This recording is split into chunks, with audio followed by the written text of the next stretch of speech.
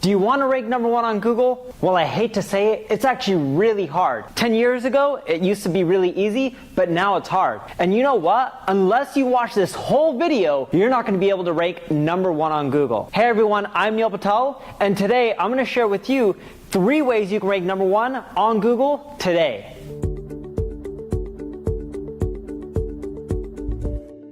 I got started in SEO when I was 16 years old. I created a website called Advice Monkey. It no longer exists. If you search for it, you're not going to see my website. It was a replication and a shitty replication of monster.com. And when I created the website, I thought, oh cool, this is it. People are going to come to my site and I'm going to get traffic. But you know what? I popped up the website and no one came to it. From that point, I realized there was something called SEO that I had to do. I paid a few marketing firms to help me with search engine optimization so that way I could rank number one on Google for terms like job search. But you know what? I gave them money and I got no results. Eventually, as a 16-year-old kid, I lost all my money. You only can make so much money cleaning restrooms and picking up trash. So I had to learn it. But when I first started, it was as simple as putting the keywords on your website and you could rank. I wish it was that easy these days. Number 1, focus on content.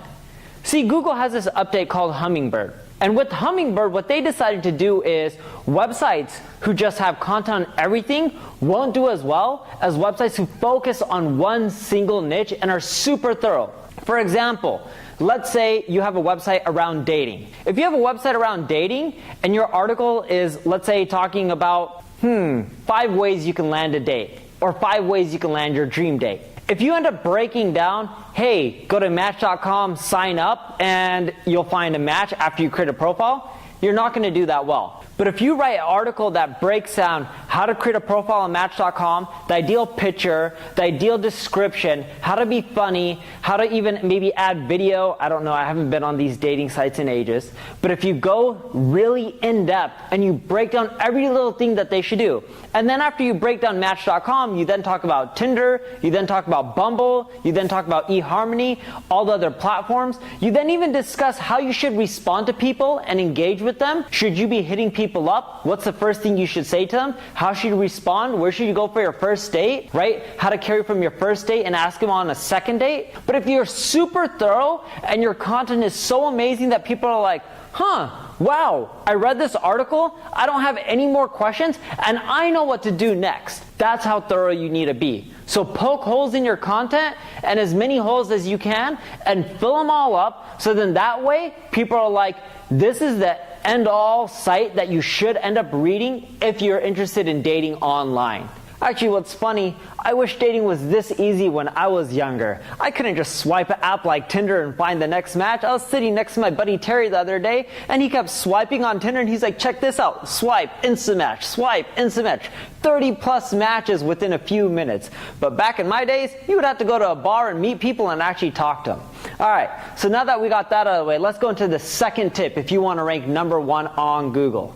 The second tip I have for you is optimize your title tag and your meta description. Have you ever done a Google search and noticed that every time you do it, there's this link at the top and then there's this one sentence? Well, the link at the top is called a title tag and the description below is called a meta description.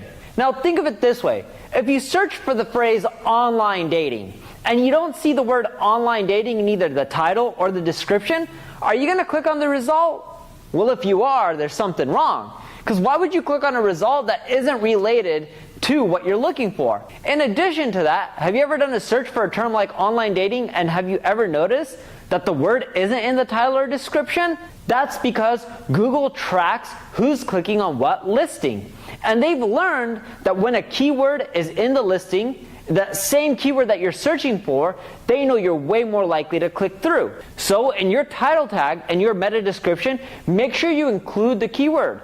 But you can't just include the keyword like online dating, right? The easiest way, what I would do, and I wish it was this simple, I would just put online dating, online dating, online dating, online dating. If I could put it 20 times so people would know that the article's on online dating, I wish I would get more clicks. But it's not that simple. Yes, you have to include the keyword in your title and your description, but it has to be appealing. If it doesn't flow in a sentence, it's not easy to read, and it's not appealing or evoking curiosity, no one is going to click through. The third thing I have for you is to use Google Search Console. Did you know that Google gives you a tool that teaches you how to rank number 1 on Google? Yes, I know that sounds ridiculous, but it is true, and it's called Google Search Console. If you're not already a user of it, sign up. It doesn't cost $1. You're missing out if you're not using it. I can't emphasize that enough. So now that you're using Google Search Console, give it a few days because it takes some time to populate data. You'll see a screen that shows search analytics, and this shows you all the pages on your website that are getting you traffic. But the cool thing about Google Search Console is they also show you which articles are getting impressions. And here's what I mean by impressions. You know when you do a search on Google, you don't always click through on a result, right? If you did, then you would be clicking through on 10 results every time you did a search. That would be insane. What Google shows is how many people are seeing your listing and clicking through and how many people don't click through. So they show you how many impressions you're getting, the clicks, and the click-through rate.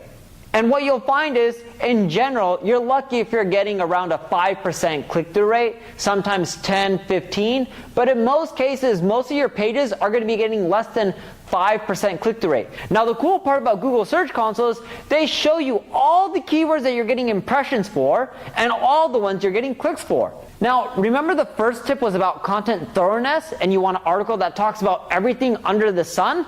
Well, you can use Google Search Console to tie in back to the first tip. So kind of number 1 and 3 are related, in which you want to take all the keywords you're getting impressions for and start adding them to your copy. Now don't just shove them in and have your content be keyword rich where someone reads it and all it is online dating, Tinder, eHarmony, dating online, meeting someone from online dating, right? If someone was reading your article and it sounded just like that, they're gonna bounce off your site because that means your content sucks and it just has too many keywords. It has to flow naturally and be educational. So you wanna take those keywords that you're seeing in Google Search Console and add them to the article. Now we have an article on Instagram and it teaches you how to get over 300 targeted Instagram followers per day. That article is around 10,000 words. When I first wrote that article, it wasn't 10,000 words, it was roughly 2,500. I went to Google Search Console, I saw all the people that are searching for terms related to that article, I added them within that article, I made it more thorough, and you know what? My traffic more than tripled to that article. Yes, it is that simple. And when I made that change, it didn't happen right away, but I noticed the results within 50 days. That's not a long time. So now let's recap on the tips. 1, make your content super thorough. 2, make sure you include the keywords within your title tag and meta description, but also when you're doing your title and description, make sure you're evoking curiosity and you're creating an amazing title that everyone wants to read and click through. And number 3, use the free tool that Google gives you that'll help you rank number 1. That's Google Search Console. Use those 3 things and you can rank number 1, not just in the future, but also right now. Now that you've learned these 3 tips, I challenge you, in which I want you to take these tactics and implement them. And then after you implement them, in the next 45 days, I want you to leave a comment with your results. Because if you're not doing well, that means I'm not happy, and I know these tactics work, and that's why I'm challenging you. Because if you implement them, you're gonna see results, and you're gonna be ecstatic, and your life is going to change. And I wanna build a community of like-minded people where we all take action and we help each other grow. So I challenge you to take action and implement these 3 steps. Now granted, I know you may be busy and you may not be able to do all of them right away, but just pick one. It doesn't have to be time consuming. Pick one of them, make the change. Maybe you can start with the second tactic because that's the easiest one. Implement it and you can start seeing results right away. So make sure you subscribe to this video and this channel, and I'll see you in the next video, and we'll keep helping each other grow.